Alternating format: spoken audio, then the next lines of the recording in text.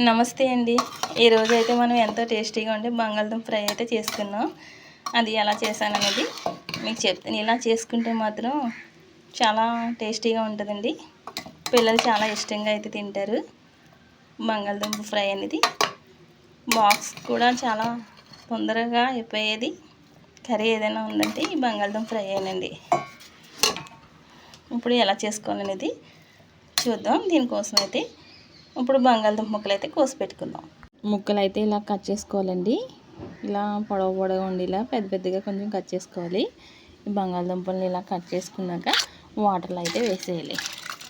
వాటర్లో వేసేసి బాగా కడిగేసుకోవాలి. పిండి పదార్థం అంతా పోతుంది వాటర్లో. అప్పుడు మనకి అంటుకోకుండా క్రిస్పీగా వస్తుందండి ఫ్రై అనేది అయితే.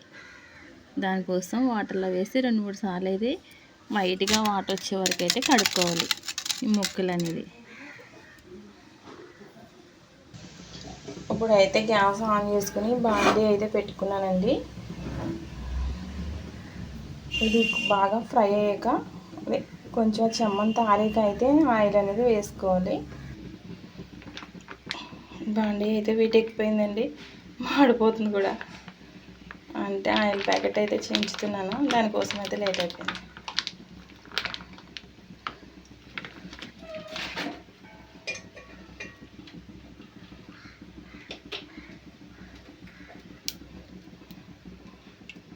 కొంచెం ఆయిల్ అయితే ఎక్కువ పడుతుందండి, అవన్నీ ఫ్రై అవ్వాలి కదా, దానికోసం అంటే ఎక్కువ చేస్తున్నాను దానికోసం.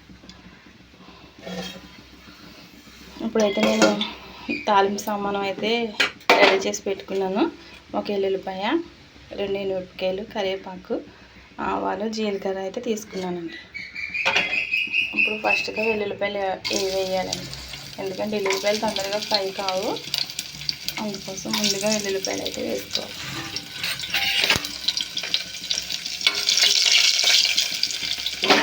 అవి కొంచెం ఫ్రై అయ్యాక మిగతా అయితే వేసుకోండి.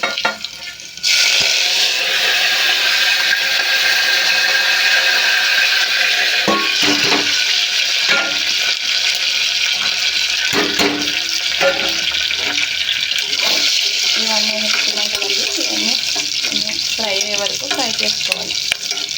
నేనంటే బంగాళదుంప ఫ్రైకి ఎక్కువ తాలింపు ఏమి చేయను, ఆయిల్ వేసి ఓన్లీ ముక్కలు అనేది అయితే వేపేస్తాను. ఈరోజే వేస్తున్నాను. ఈ తాలింపు అయితే ఫ్రై అయిపోయిందండి. ఇప్పుడు ఆ వాటర్లో ముక్కలు అయితే నేను ఇలా పిండి వేసుకుని వాటర్ ఏమి లేకుండా తీసేసి పెట్టుకున్నాను. ఈ తాలింపు ఫ్రై అయిపోయింది కదా, ఇప్పుడు దీంట్లో అయితే ఈ బంగాళదుంపలు అనేది వేసేస్తాం.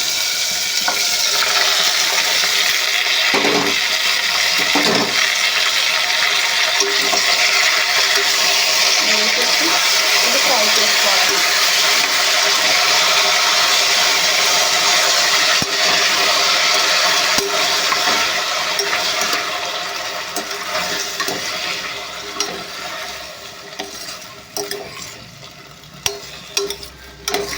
వేసేసుకుని మొత్తం కలిపేసుకున్నాం కదండి.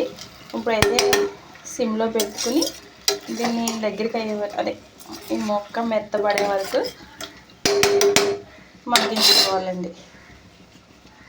గ్యాస్ అయితే ఇప్పుడు సిమ్లో పెట్టేసుకుందాం. ఈ బంగాళదుంపలు అయితే ఫ్రై అవుతున్నాయండి, ఇంకా అవ్వాలి. దీంట్లో అయితే ఇప్పుడు సాల్ట్ అనేది అయితే వేసేసుకుందామండి. సాల్ట్ వేసుకుంటే కొంచెం తొందరగా అవుతాయి.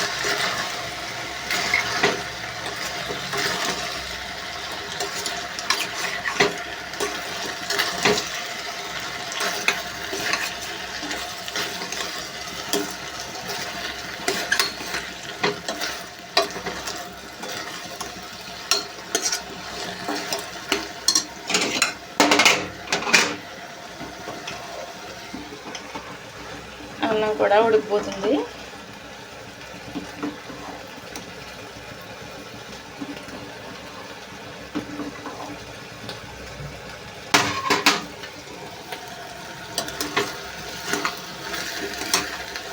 సాల్ట్ వేయటం వల్ల తొందరగా మగ్గిపోయిద్దండి.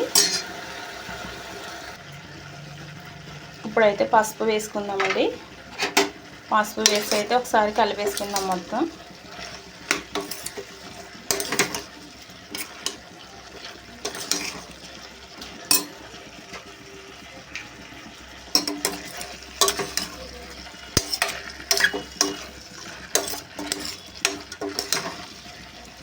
ఇలా ఫ్రై చేసుకోవాలి. కారం అయితే దించినప్పుడు అయితే వేసుకున్నామండి. ఇంకా ఇవి చాలా ఫ్రై అవ్వాలి.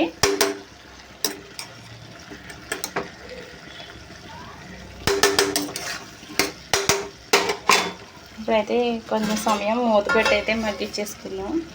మూత పెడితే బంగాళదుంప ముక్కలు అనేది తొందరగా మగ్గుతాయి. అయితే ఇంకొక కొంచెం ఫ్రై అవ్వాలండి. అయితే సగం వరకు అయితే ఫ్రై అయిపోయింది. అయితే అనకూడదు అనుకుంటున్నాను కానీ వచ్చేసింది. అన్నం కూడా అయిపోతుంది, కొంచెం ఉడకాలి ఇంకా.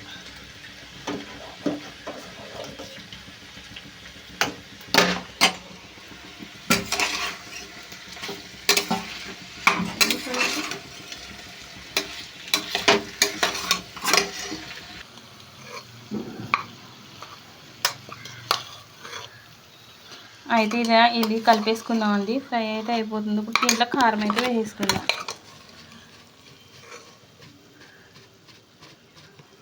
కారం అయితే వేసాను. కారం వేసేసి ఇలా కలిపేసుకోవడమే.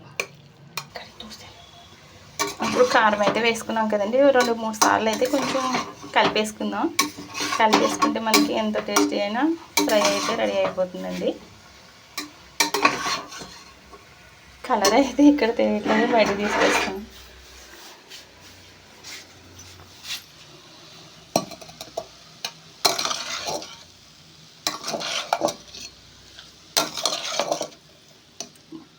మనకి ఆలు ఫ్రై అయితే రెడీ అయిపోయిందండి. ఎంతో టేస్టీగా ఉండే ఫ్రై. ప్లీజ్ అండి సబ్స్క్రైబ్ చేయండి, షేర్ చేయండి. Thank you all.